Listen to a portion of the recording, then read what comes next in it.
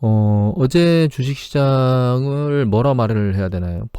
버라이어티 했다고 말해야 되나요? 스펙타클 했다고 말해야 되나요? 드라마틱 했다고 말해야 되나요?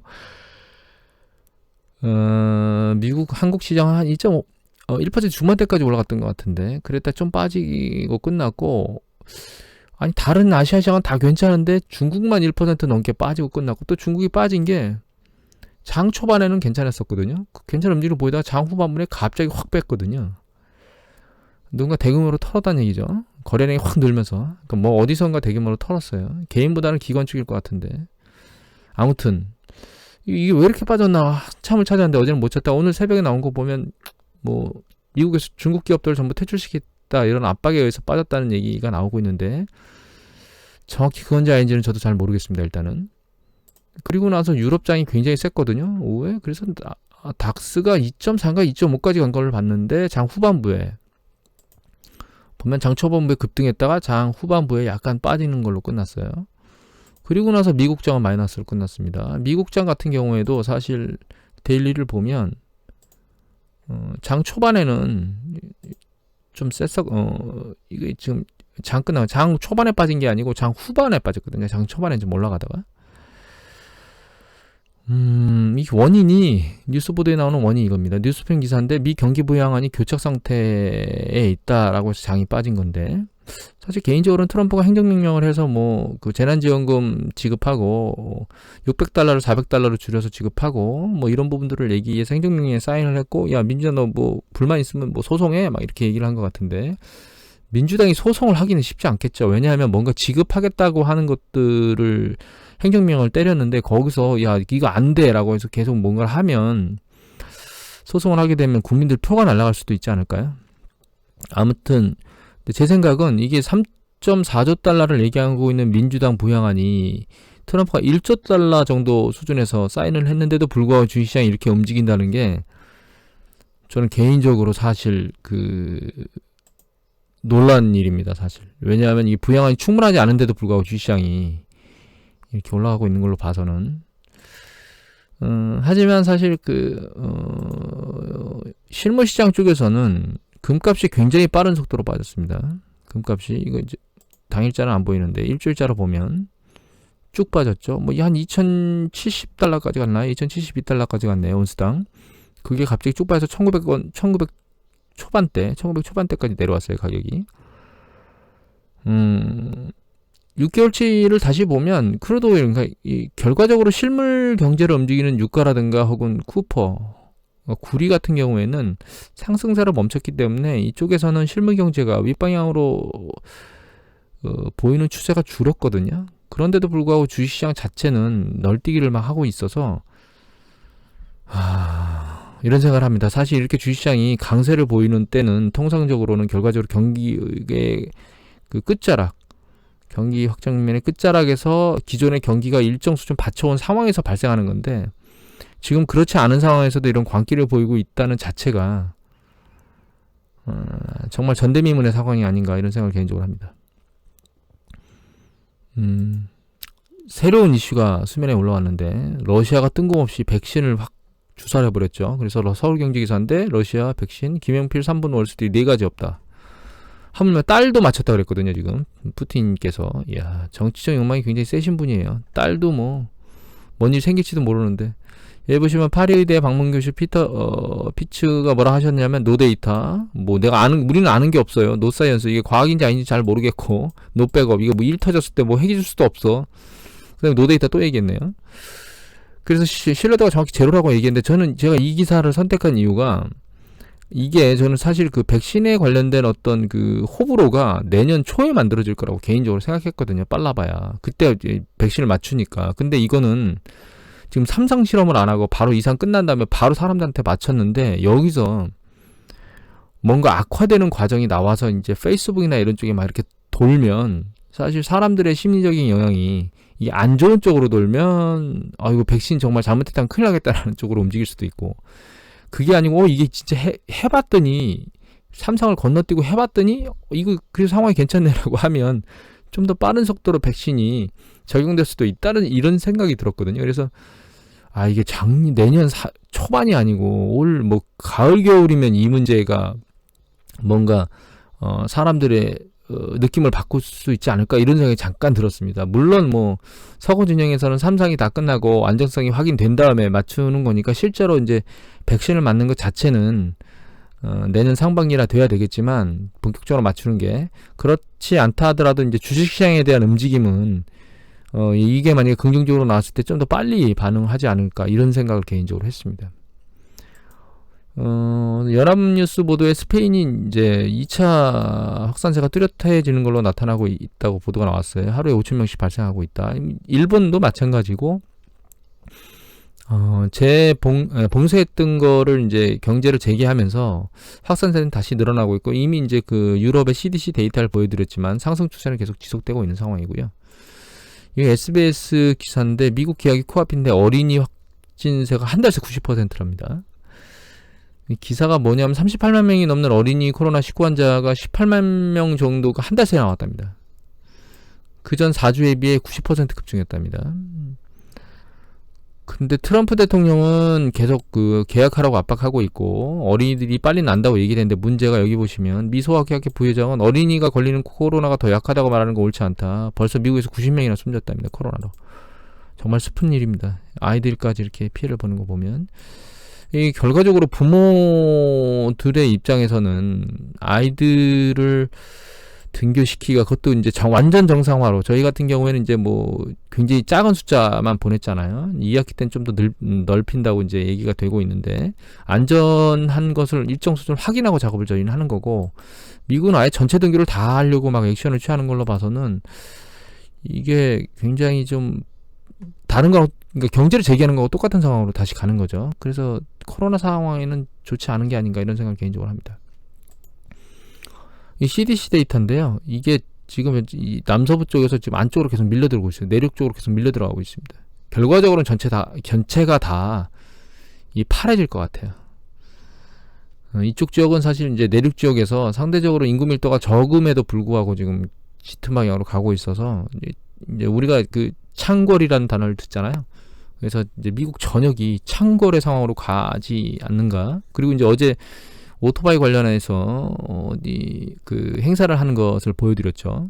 전혀 마스크를 쓰지 않고 있는 그 행사 끝는데 근데 문제가 그게 오토바이가 그 인근 지역 주에서 그 오토바이를 몰고 다 와가지고 축제를 하는 거기 때문에 그 사람들이 또 그 각 주로 전파하는 그런 효과를 보일 수도 있거든요. 계약 문제라든가 혹은 뭐 그런 어떤 일련의 축제 문제라든가 이런 것들로 보면 미국은 전체적으로 한번 창궐 과정을 거치지 않는 이상 이 코로나에 대한 인식 자체가 변화가 안 될 것 같습니다. 참 존경스럽다고 해야 되나요? 특이하다고 해야 되나요? 참 특이한 민족성입니다. 국가예요. 그리고 이제 최근 그 코로나 미국의 확산세가 줄어들고 있긴 하지만, 그러니까 확진자 수가 줄어들고 있긴 하지만 아직 확진율 자체는 과거에 안정세를 거쳤던 4% 중반대보다 훨씬 높은 7% 중반대이기 때문에 상황 추이는 좀 더 지켜봐야 될 것 같습니다. 예, 트럼프가 경기부양 조치, 행정 조치를 했는데 $400 얘기했거든요. 근데 문제는 주정부에서 $400 $100 $400 중에 25% $100 부담해야 되는데 그거 할 여건이 없다는 거죠.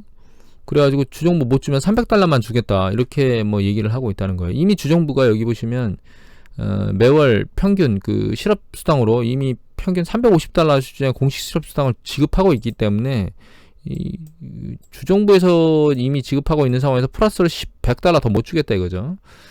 결과적으로는 한 $300 정도에서 합의가 되지 않을까. 그러면 실제로 예전에 3분의 2 이상이 그 자기의 보수보다 더 많은 수준이라고 얘기를 했는데 제 기억으로는 이 그 실업수당이 자기의 평균 급여 정도 수준이거든요.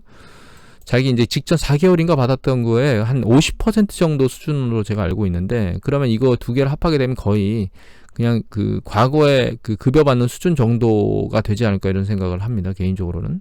정확한지는 저도 모르겠습니다. 이 부분은. 그래서 이게 실업으로 있어야 되느냐, 취업을 선택해야 되느냐라고 하는 아주 애매한 경계선에 있게 만드는 것 같아요. 제 개인적으로는. 상황 어떻게 영향을 미칠지는 좀 지켜봐야 되겠는데 이것도 지속적인 게 아니기 때문에 제가 월세를 내는 것이 NMHC에서 계속 다가구주택 월세를 내는 비율이 지금 낮아졌죠. 이게 부분 거주에 대한 부분에 대해서 충분하게 고려될 만큼 그렇게 큰 금액은 아닌 것 같습니다. 실업수당이. 크루먼이 여기 연합뉴스 기사 요 내용 트럼프 경기부양에 대해서 또 연합뉴스에서 또 한마디 했는데 폴 크루먼이 경기부양책 돌팔이 처방이라고 얘기했습니다. 돌팔이 아닌 트럼프가 있었습니까 옛날에는. 그래서 여기 보면 뭐라고 돼 있냐면 코로나19 치료에 별다른 효과가 없을 거라고 얘기를 하고 있고요. 그 다음에 부작용을 끼칠 것이라고 얘기를 했는데 급여세를 유예한다고 그랬거든요. 근데 이제 급여세 유예가 경기부양에 별다른 효과가 없을 거라고 얘기를 했는데 세금을 감면한 게 아니고 단순히 늦춘다고 그랬거든요. 그런데 나중에 트럼프가 그러면 밀린 세금 나중에 탕감해 주겠다고 그랬어요, 또. 이거 아주 막 사는 인간이에요, 진짜. 아이고, 죄송합니다. 한나라 국가 이렇게 말하면 안 되는데, 정말 자기 뜻대로 하는데. 그러면 나중에 이 세금을 탕감하면 그 세금에서 나오는 자금을 어디서 조달해서 뭔가 액션을 취할 겁니까? 그래서 여기 보면 이제 메디컬 케어하고 사회보장 프로그램의 재원으로 이 급여세가 쓰는데, 여기에 구멍이 뚫린다는 거죠. 그럼 이걸 또 무엇으로 메꿀 거냐, 이거죠. 국채로 메꿔야 되겠죠, 또. 결과적으로는 이런 액션들이 전혀 아무 생각 없이 움직이는 거기 때문에, 트럼프 대통령은 이게 낙선하지 않을까요? 개인적으로 그런 생각을 합니다. 또 한 가지 이제 최근 중국의 대규모 저희도 장마가 상대적으로 더 길어져서 이제 폭우를 맞고 이제 중국은 저희보다 훨씬 더 세게 맞았죠. 근데 이게 지금 소비자 물가 상승률을 올리고 있거든요. 이 생필품에. 근데 이게 안 좋은 겁니다. 그래서 밑에 보시면 이 주요 식자재가 이렇게 오르면 소비자들이 경제적으로 쪼들려요. 그러면 심리적으로 위축될 수밖에 없습니다. 소비 심리가. 우리나라도 마찬가지고 일단 그렇게 이제 홍수나 이런 걸로 인해서 물난리로 인해서 거기에 대한 경제적 피해도 있지만 그 사람들이 쓸 수 있는 여력이 준 것도 있고 또 한 가지는 물가가 상승하면 다른 지역에 있는 사람들의 어떤 소비 심리도 줄거든요. 그래서 일정 수준 타격을 받습니다. 경제가. 그런 부분은 이제 긍정적이지 않은 것 같아요. 마지막으로 코어로직스가 케이스 실러 주택지수 발표하는 곳이거든요. 근데 여기서 연체율, 전체적인 연체율이 오르기 시작했다. 그래서 잘 보시면 여기 50개 도시가 전부 다 이번 5월 달에 연체율이 상승했습니다.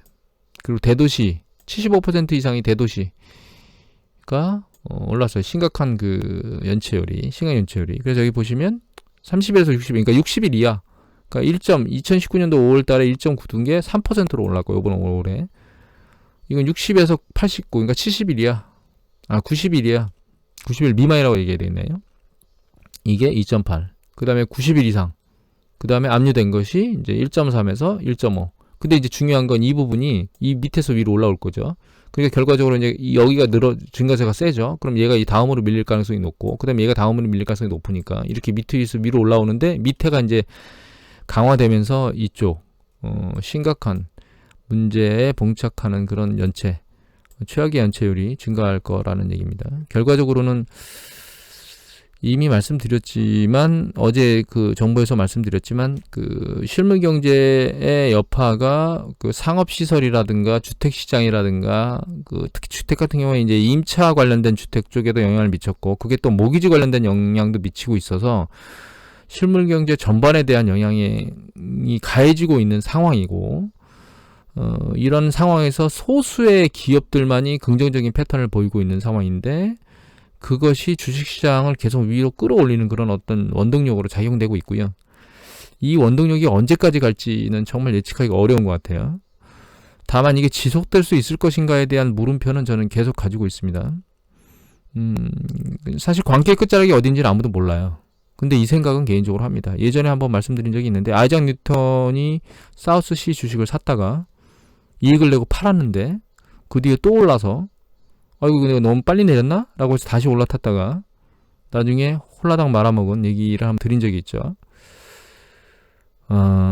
잘못 주식시장에 올라타면 큰 문제가 야기될 수 있다. 이런 생각이 머릿속에 올라옵니다. 미국의 그 코닥 주식이 2000%까지 올라갔다가 폭락했던 뉴스 보도가 나왔거든요. 허츠는 파산을 기업 회장을 신청했음에도 불구하고 300억 달러를 신주를 발행해서 조달한 뉴스 보도도 나왔습니다. 광기가 창궐하고 있는데 그게 언제까지 갈지 일단 상황은 지켜봐야 되겠죠. 오늘 이것으로 마치도록 하겠습니다. 감사합니다.